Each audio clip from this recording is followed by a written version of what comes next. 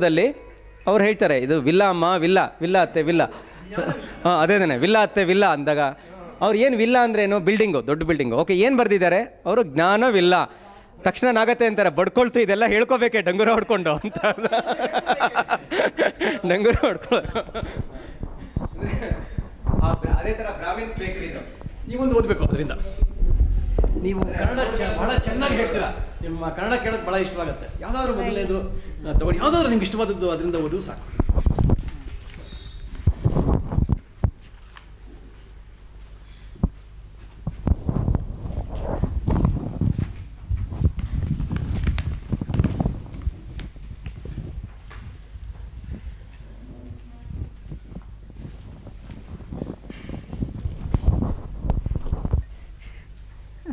ನಾನು ಇಲ್ಲಿರೋದನ್ನೇ ಓದೋಕ್ಕೆ ಇಷ್ಟಪಡ್ತೀನಿ.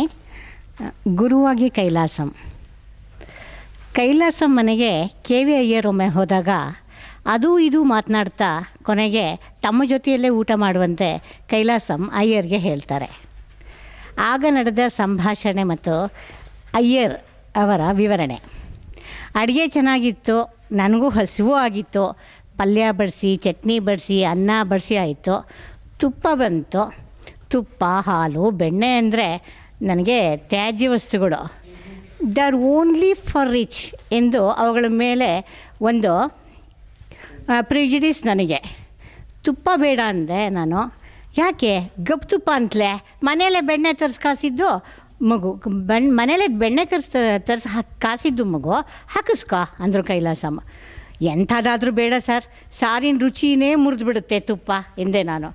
ಕೈಲಾಸಮ್ಮ ಬಲಗೈ ತುಂಬ ತುಪ್ಪ ಹಾಕ್ಕೊಂಡು ಸಾರು ಅಂದಲ್ಲಿ ಕಲಿಸಿದ್ರು.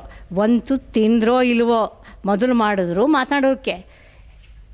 ಏ ಕೃಷ್ಣ, ಇವ್ರ ಇನ್ಸ್ಟಿಟ್ಯೂಟ್ ನೀ ಪಾರ್ತಿರ್ಕ್ಯ ಟಿಪ್ಪು ಸುಲ್ತಾನ್ ಪ್ಯಾಲೇಸಲ್ಲೇ ಕೃಷ್ಣ. ಓ ಪಾರ್ತಿರ್ಕಮ್ಮ ಇದು ಇರಂಗೋ ಇವ ಸಿಲ್ಕಿ ಕೆನ್ನನ್ನ ಎಲ್ಲಾರಿಯೋ ವರ ಚಾಲೆಂಜ್ ವೆಯ್ಟ್ ಲಿಫ್ಟಿಂಗ್, ಬಾಕ್ಸಿಂಗ್, ಟ್ಯೂನಿಂಗ್, ಸ್ವಿಮ್ಮಿಂಗ್ ಎಲ್ಲತ್ಲೇயும் ಸೈಕಲ್ ರೇಸು ಕೂಡ வரட்டும். ಕೆಂಪಾಂಬುದಿ 3 ರೌಂಡ್ಸು ಗಟ್ಸ್ ಇರಂದ ಕೈಲಾಸಂ. ஏ கிருஷ்ணா, என் பெட் கிட் வச்சிருந்தேனே ஷாஸ்பில் எங்கடா அந்த புக்கு மிஸ்ஸிங்கு கிருஷ்ணா. அது என்கிட்ட இருக்கிறது. ಮ್ಯಾನ್ ಆ್ಯಂಡ್ ಸೂಪರ್ ಮ್ಯಾನ್ ಪಡಚಿ ಕೊಂಡಿರ್ಕೇಮ. ನನಗೆ ಆಶ್ಚರ್ಯ ಆಯಿತು. ಎಲ್ಲ ಈ ಕೃಷ್ಣ ಇವ್ರ ಮನೆಗೆ ಅಡುಗೆವ ಅಥ್ಲೆಟಿಕ್ಸ್ನಲ್ಲಿ ಸ್ಪೋರ್ಟ್ಸ್ನಲ್ಲಿ ಚಾಲೆಂಜ್ ಮಾಡ್ತಾನೆ.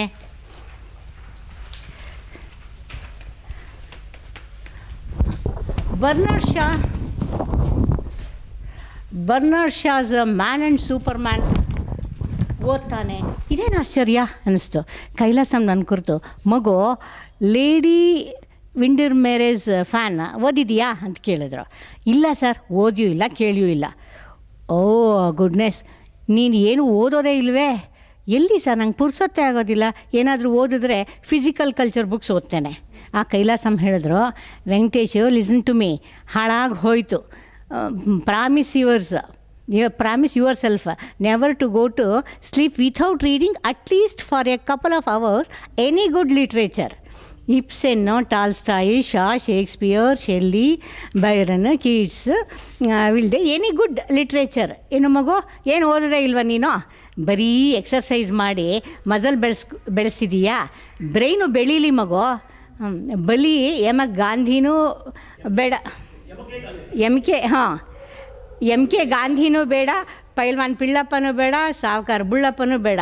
You have a forehead like Hercules. ಓದು ಮಗು, else you will be sorry for it when you get old. Life becomes miserable and unbearable. Physical culturist ಅಂದರೆ ಮೊದಲೇ ಎಲ್ಲರೂ all brawn and no brains ಅಂತಿದ್ದಾರೆ. ಅದನ್ನು ನಿನ್ನಂಥವ್ರು disprove ಮಾಡಬೇಕು. Brawn and brain can go together ಅನ್ನೋದನ್ನೇ ಪ್ರೂವ್ ಮಾಡಿ ತೋರಿಸ್ಬೇಕು ಪ್ರಪಂಚಕ್ಕೆ. ಕೈಲಾಸಂ ಈ ಮಾತು ಹೇಳ್ತಿರುವಾಗ ನನಗೆ ಬಹು ನಾಚಿಕೆ ಆಯಿತು. ಬಾಯಲ್ಲಿದ್ದ ಅನ್ನ ಗಂಟ್ಲೊಳಗೆ ಇಳಿದೇ ಹೋಯಿತು. ಕೈಲಾಸಂ ಅಂಥ ಮಹಾನುಭಾವರ ಪರಿಚಯ ಆದದ್ದು ಒಂದು ಮಹಾಪುಣ್ಯ. ಇವ್ರು ಹೇಳ್ದಂತೆ ನಾನು ಬುದ್ಧಿಯನ್ನು ಬೆಳೆಸಬೇಕು ಎಂದು ಆಗಲೇ ಸಂಕಲ್ಪ ಮಾಡಿಬಿಟ್ಟೆ. ಈ ಸಂಕಲ್ಪದಿಂದ ವಿಮುಖನಾದರೆ ಈ ಅನ್ನದಾಣೆ ಎಂದು ಮನಸ್ಸಿನಲ್ಲಿ ಅಂದ್ಕೊಂಡೆ. ಕೃಷ್ಣನ್ ನೋಡಿ ನನಗೆ ನಾಚಿಕೆ ಆಯಿತು. ಮ್ಯಾನ್ ಆ್ಯಂಡ್ ಸೂಪರ್ ಮ್ಯಾನ್ ಓದಿ ಅರ್ಥ ಮಾಡಿಕೊಳ್ಳುವ ಯೋಗ್ಯತೆ ಇರುವ ಇವನು ಇವ್ರ ಮನೇಲಿ ಅಡುಗೆ ಕೆಲಸಕ್ಕೆ ಯಾಕೆ ಬಂದ ಎಂದು ಆಶ್ಚರ್ಯ ಆಯಿತು. ಇವನಿಗಿಂತ ಕೀಳಾದನೆ ನಾನು ಎಂದು ನಾಚಿಕೆ ಆಯಿತು. ಹಸಿವಿದ್ದರೂ ಅನ್ನ ಹೊಟ್ಟೆಗೆ ಹೋಗದೆ ಹೋಯಿತು. ಹೀಗೆ ನಾನು ಮನಸ್ಸಿನಲ್ಲಿ ಕೊರಗ್ತಿದ್ದಿದ್ದು ಕೈಲಾಸಮ್ ಅವ್ರಿಗೆ ಹೇಗೆ ಗೊತ್ತಾಯಿತೋ ಏನೋ. ಅವರು year before last his Krishna could not read a newspaper, pick up ಮಾಡ್ಕೊಂಡ್ಬಿಟ್ಟ. Now he can read and appreciate good things.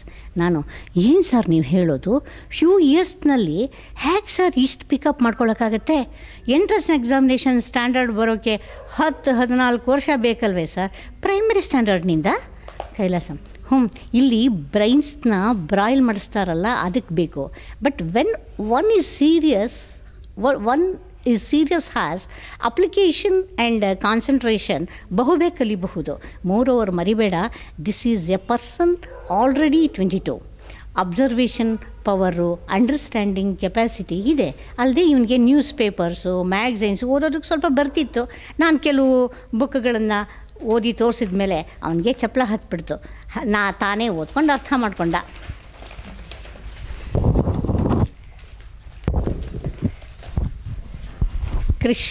Krishna ಬಂದರು, ಅನ್ನ ಬಡಿಸಿ ಹೋದ.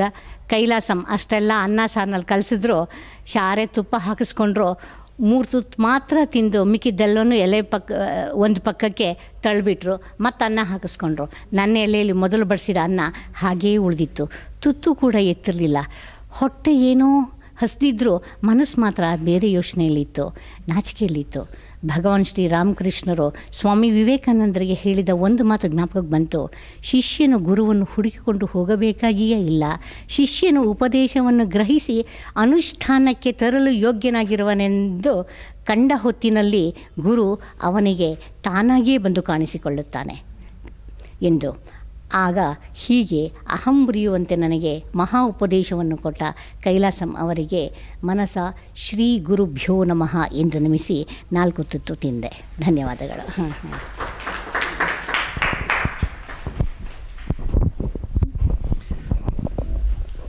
ಈ KVR ಬಗ್ಗೆ, KVRಗೆ ಇಲ್ಲಿ ಅಕ್ಷರಾಭ್ಯಾಸ ಆಯಿತು ಅಂತ ಹೇಳ್ಬೋದು. ಆದರೆ ಇವತ್ತಿಗೂ ಕೂಡ ಏನೂ ಓದದೇ ಇದ್ದಂತಹ KVR ಆಗ ಅವರು ಬರೆದಿರೋ ಶಾಂತಲ ಪುಸ್ತಕ ಇವತ್ತಿಗೂ ಭಾಳ ಶ್ರೇಷ್ಠವಾದ್ದು.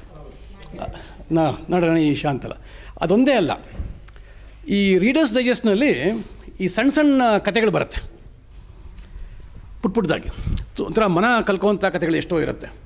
ಅದರಲ್ಲಿ ಒಂದು ಸಣ್ಣ ಕತೆ ಓದಿದ್ರು. ಆ ಕತೆ ಏನಪ್ಪ ಅಂದರೆ, ಮೈಕಲ್ ಆಂಜೆಲೋ ಫ್ಲಾರೆನ್ಸ್ ನಗರದಲ್ಲಿ ಅವನು ಶಿಲ್ಪ ಬಿಡಿಸ್ಬೇಕಾದ್ರೆ ಅಮೃತಶಿಲೆಯಲ್ಲಿ ಶಿಲ್ಪಗಳು ಬಿಡಿಸಿದ್ದಾನೆ.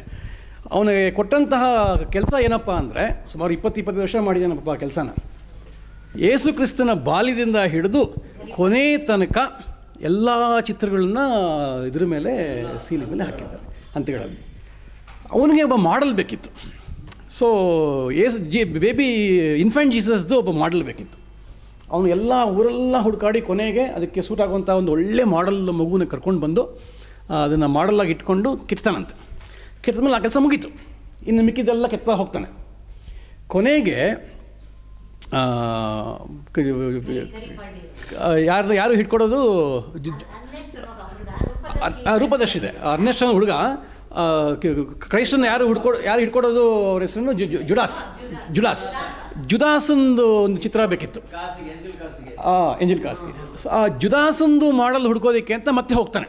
ಅದು 20 ವರ್ಷ ಆದಮೇಲೆ ಕೊನೆಗೆ ಮಾಡಲ್ ಸಿಗ್ತಾನೆ. ಯಾಕಂದರೆ ಆ ಮುಖದಲ್ಲಿ ಆ ಕ್ರೂರತೆ ಇರಬೇಕು, ಅದು ಏನು ಹುಡ್ತಾರಲ್ಲ ಎಲ್ಲ ಸಿಕ್ಕಿದ ಮೇಲೆ ಆ ಜುದಾಸನ ಮಾಡಲನ್ನ ಕರ್ಕೊಂಡು ಬಂದಾಗ ಆ ಜುದಾಸ ಬಿಕ್ಕಿ ಅಳ್ತಾನೆ. ಯಾಕಪ್ಪ ಅಂದರೆ ಅವನೇ ಬೇಬಿ ಇನ್ಫೆಂಟ್ ಜೀಸಸ್ ಆಗಿ ಮಾಡಲಾಗಿದ್ದವನು. ಇಷ್ಟೇ ಕತೆ, ಸಣ್ಣ ಇಷ್ಟೇ 1 ನಿಮಿಷ ತೊಗೊಳ್ತಾ ಹೇಳೋಕ್ಕೆ. ಇಷ್ಟು ಕಥೆನ ಹಿಡ್ಕೊಂಡು ಒಂದು ಕಾದಂಬರಿ ಬರೆದಿದ್ದಾರೆ ರೂಪದರ್ಶಿ. ಇವತ್ತಿಗೂ ಅಷ್ಟೇ ಅದು ಬಹಳ ಚೆನ್ನಾಗಿದೆ ಕಾದಂಬರಿ. ಅಂದರೆ ನೋಡಿ, ಯಾರ್ಯಾರಿಗೆ ಎಲ್ಲೆಲ್ಲಿ ಸರಸ್ವತಿ ಕೂತಿರ್ತಾಳೆ ಹಾಗೆ ಹೊರಗಡೆ ಬರೋದಕ್ಕೆ ಅವಕಾಶವಾಗತ್ತೆ ಅಂತ. ಶಾಂತಲ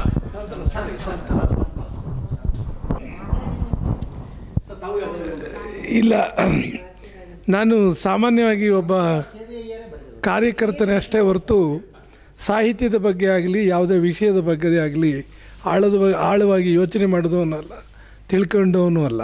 ಆದರೆ ಇದು ಒಂದು ರೀತಿ ವಿದ್ವತ್ಪೂರ್ಣ ಚಿಂತನೆಗೋಷ್ಠಿ. ಅದರಲ್ಲೂ ಪ್ರಮುಖವಾಗಿ ಈ ರೀತಿಯ ಬಡಾವಣೆಯಲ್ಲಿ ಈ ಥರದ ಕಾರ್ಯಕ್ರಮ ಇನ್ನೂ ಹೆಚ್ಚು ಹೆಚ್ಚು ಆಗಬೇಕು. ಅದಕ್ಕಾಗಿ ನಮ್ಮ ಶಾಸ್ತ್ರಿಯವರ ಕುಟುಂಬಕ್ಕೆ ಮತ್ತು ಅವರಿಗೆ ನಾನು ಅಭಿನಂದನೆಗಳನ್ನು ಸಲ್ಲಿಸ್ತೇನೆ. ಮತ್ತು ಕೇಶವರಾಯರು ಇದ್ದಾರೆ, ನಮ್ಮ ಜೊತೆಯಲ್ಲಿದ್ದಾರೆ, ಉದ್ದಕ್ಕಿದ್ದಾರೆ.